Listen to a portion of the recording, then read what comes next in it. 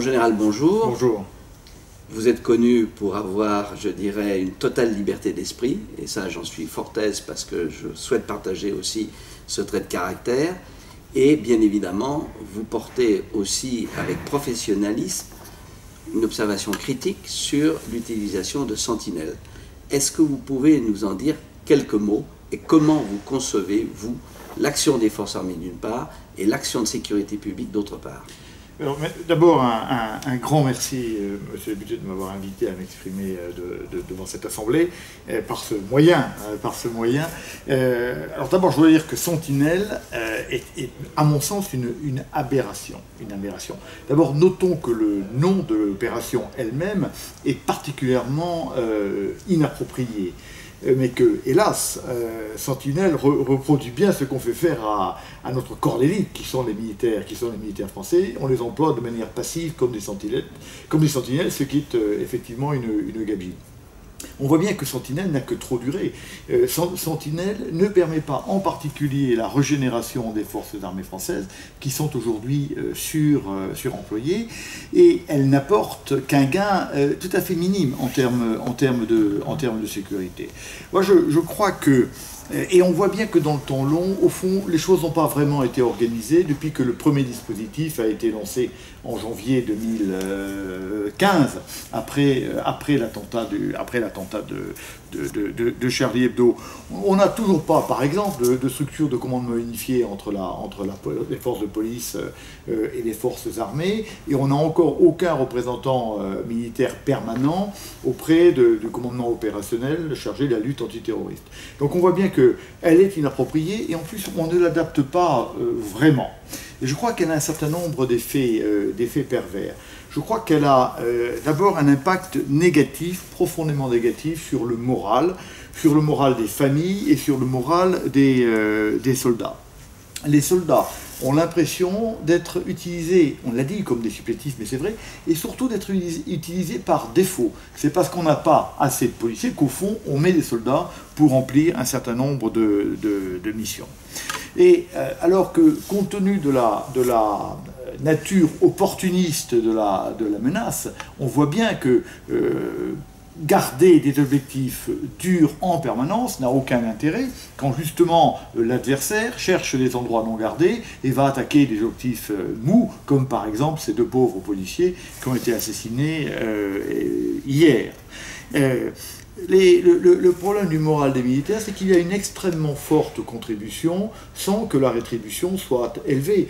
Mais surtout, ce que cherche un militaire, c'est que son utilisation soit utile. Alors, les militaires ont très largement, sauf de rares exceptions, ont très largement le sentiment que cet emploi, cette utilisation des forces armées n'apporte pas véritablement de plus-value sécuritaire. Je voudrais vous donner quelques chiffres. Je parle du moral des militaires, je parle du moral des familles. Avant l'opération Sentinelle, un militaire passait en moyenne, militaire opérationnel, en moyenne 15% de son temps en opération extérieure et 5% en opération intérieure. Aujourd'hui, un soldat opérationnel passe 15% de son temps en OPEX, c'est toujours vrai, mais entre 40 et 50% de son temps en opération intérieure. Pour prendre un exemple concret, parlons du 13e bataillon de chasseurs alpins. Il a été constaté de manière officielle et d'ailleurs ouverte que les chasseurs du 13e chasseur ont passé sur un an 186 jours en dehors de leur garnison, dont 116 jours en opération Sentinelle. On voit que cela ne peut porter qu'un coup fort au moral. Ce que le soldat veut d'abord, c'est être utile. Et là, il ne sent pas qu'il est utile. Et je dirais que les compensations financières ne sont pas à la hauteur d'ailleurs de l'engagement physique du soldat. Ça a été reconnu il y a très peu de temps par le Haut Comité d'évaluation de la condition militaire. Son président, M. Pécher, l'a dit très ouvertement. Et ce n'est pas un militaire, c'est un haut fonctionnaire civil. Et les militaires sentent qu'au lieu de protéger, ce sont désormais les cibles des attaques. Donc ça n'est pas très raisonnable. Impact négatif donc sur le moral.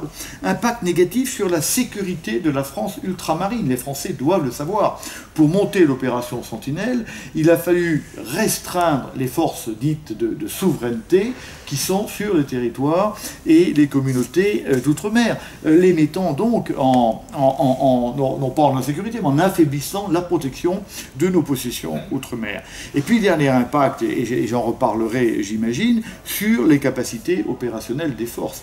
Cette opération Sentinelle pèse extrêmement lourdement sur les armées et a entraîné une diminution de l'entraînement individuel, mais encore plus de l'entraînement collectif des armées, l'entraînement collectif qui fait la force des armées.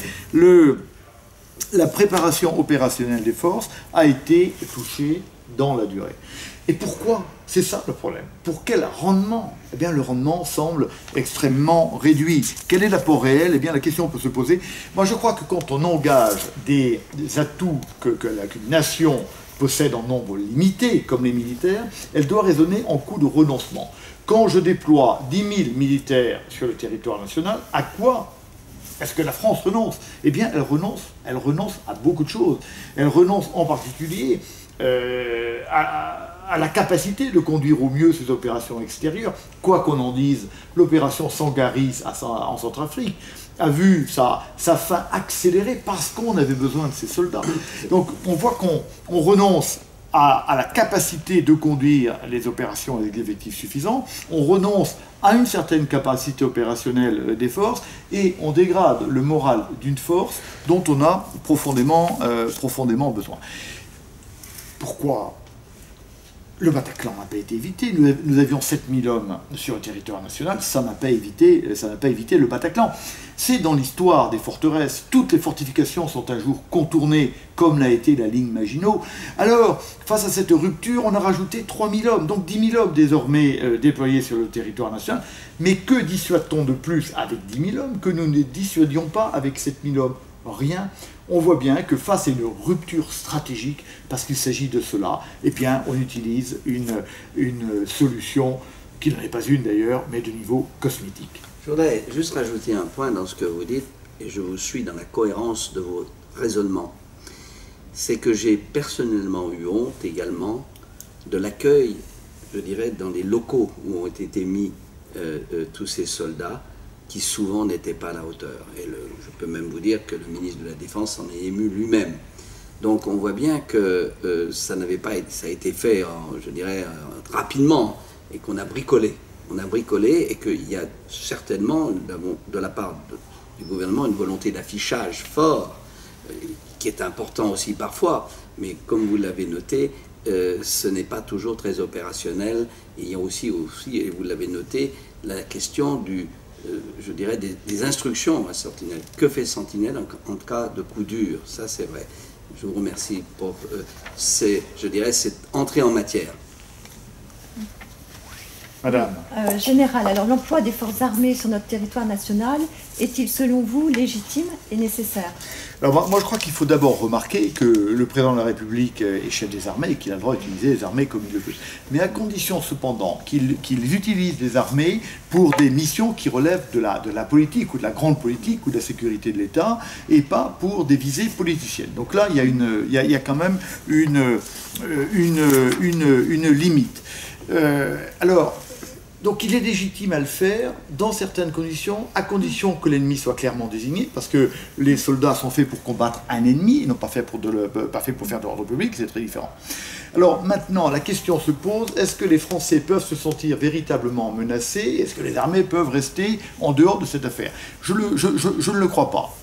Les Français consentent des budgets importants, tout à fait insuffisants, mais néanmoins importants pour leurs forces armées. Quand ils se sentent menacés, l'armée doit être présente. Et d'ailleurs, on constate dans le temps long, si vous voulez, que la dégradation des budgets militaires de manière constante depuis 25 ans est bien liée en partie au fait que désormais les militaires combattent loin de la patrie, sur les territoires d'opération extérieure, et que les Français, dans leur grande majorité, ne ressentent pas ce lien fort entre leurs besoins de sécurité et la défense, donc les budgets se dégradent. Donc à un moment où les Français se sentent menacés, il me paraît important que les militaires soient sur le terrain utilisé. Mais ils peuvent l'être de manière intelligente, ce qui n'est pas le cas aujourd'hui. Donc oui pour l'utilisation des forces armées si nécessaire, à condition d'utiliser un soldat comme un soldat et pas comme un supplétif des forces de police parce qu'on n'a pas assez de policiers. Donc vous considérez qu'il faut les utiliser de manière complémentaire et non pas supplémentaire aux forces de sécurité actuelles. Absolument, absolument. Vous avez parfaitement raison. C'est ce que je dis. Vous parlez de complémentaire, de supplémentaire. Hein, on voit simplement on n'a pas assez et donc on rajoute un peu. Alors que on doit avoir une véritable utilisation en système global de sécurité-défense des forces de sécurité et des forces militaires dont s'est dotée la nation. La France a la chance d'avoir un panel complet du policier ou du garde champêtre, il n'y en a pas, mais du garde champêtre aux sous-marins nucléaires lanceurs d'engins. La France dispose de toute une gamme presque complète. Et donc, c'est bien en système qu'on doit utiliser cela. Mais si vous prenez des forces armées qui ont un métier particulier, si vous les utilisez pour aller faire le métier qui n'est pas dans le spectre normal de leur fonction, eh bien vous dégarnissez d'autant la zone des menaces dont ils sont en charge, en quelque sorte. C'est pour ça que je crois que le continuum sécurité-défense dont on n'arrête pas de parler, un peu moins d'ailleurs intelligemment aujourd'hui, doit bien être compris pour ce qu'il est. Oui, il y a une continuité de la menace, mais il n'y a pas une continuité véritable de l'action. C'est-à-dire que les militaires ont un savoir-faire particulier qui leur permet d'aller attaquer à la source l'adversaire, d'aller attaquer directement leur centre de gravité. Donc si vous utilisez ces militaires, si vous les éparpillez sur le territoire national, il ne sont plus possible de remplir cette mission que personne. Là, vous ne pouvez pas aller envoyer les policiers dans le Sahel ou en Syrie ou en Irak, c'est bien les militaires. Mais si vous les déployez ici inutilement, donc si vous dépensez ce capital, eh bien, il y a des choses qui sont absolument indispensables pour la défense de la France que les militaires ne pourront plus faire, et donc la France se met en danger. Comment alors vous définiriez, vous, le rôle des armées ? Alors, je crois que les armées dont la France a su se doter et a su préserver, pas suffisamment, sont un outil absolument remarquable. Il faudrait peut-être distinguer la façon dont un policier et un militaire agit. Ce qui fait la force des policiers, je dirais, c'est l'individu. Ce qui fait la force des armées, c'est l'action en masse et l'action mobile. C'est ça un peu leur spécificité, si vous voulez. Donc, quitte à utiliser 10 000 hommes, comme c'est le cas aujourd'hui sur le territoire national, mon avis est qu'il faudrait, si on fait ce choix, de les regrouper en 1, 2, 3 ou 4 paquets, quelque part, qui leur permettrait d'être employés en masse pour remplir des missions militaires, quadrillage, sécurisation, bouclage, intervention, en masse. Et là, ce serait utile. Ce qui permettrait d'ailleurs, comme ils seraient en masse et pas déployés en permanence, de préserver leur morale, parce qu'ils auraient sentiment de faire leur métier, et d'autre part, de préserver aussi leur capacité de préparation opérationnelle collective, ce qu'ils n'ont plus le temps de faire aujourd'hui. Donc je crois que si on veut utiliser les armées, il faut les utiliser avec leur capacité collective, leur capacité de projection et tout le système. Les armées, c'est un système composé d'un certain nombre de capacités, les hélicoptères, le RNBC, l'infanterie, le renseignement, etc. Bon, un tas de choses. Et tout ça, c'est une force absolument considérable qui, si elle était employée en masse au moment d'un attentat, par exemple, ou d'un attentat généralisé qui n'est pas exclu sur le territoire national, pourrait être utilisée. Aujourd'hui, ça n'est pas le cas. Ces forces réparties sur le territoire national ne peuvent pas être regroupées. Et on ne peut pas en trouver 10 000 autres parce qu'on ne les trouvera pas. Donc on voit bien qu'aujourd'hui, on dilapide un capital qui serait évidemment mieux utilisé ailleurs si on l'utilisait en fonction de ses compétences propres, l'action collective, l'action de masse, l'action brutale. Très bien.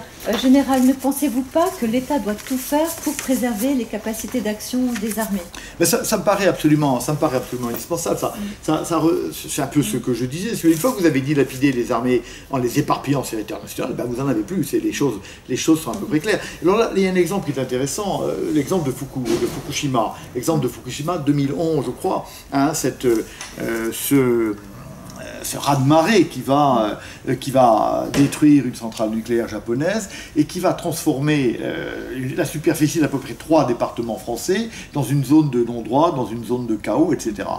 Et là, on ne sait plus rien faire, si vous voulez. Et là, l'État japonais a la capacité, lui, de mobiliser 100 000 hommes très rapidement, en 8 jours, et de les projeter sur le terrain. Et qui a rétabli les réseaux? Qui a rétabli l'autorité? Qui a permis petit à petit à la vie de revenir sur ces territoires saccagés par ce raz-de-marée?